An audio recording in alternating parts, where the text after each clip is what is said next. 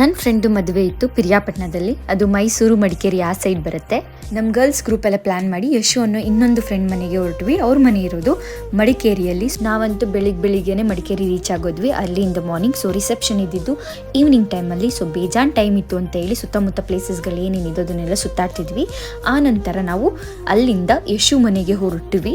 ಹಾಗೆ ದಾರಿಯುದ್ದಕ್ಕೂ ಫ್ರೆಂಡ್ಸ್ ಅಂದರೆ ಗೊತ್ತಲ್ಲ, ತರಲೆ ಮಾಡ್ಕೊಂಡು ಒಬ್ರು ಕಾಲೊಬ್ರು ಹೇಳ್ಕೊಂಡು ಹಾಗೆ ಸ್ವಲ್ಪ ಲೈಟಾಗಿ ಎಂಜಾಯ್ ಮಾಡಿಕೊಂಡು ಯಶು ಮನೆ ಸೈಡ್ ಹೋದ್ವಿ. ಚೆನ್ನಾಗಿದೆ ರೀ ನಿಮ್ಮೂರು.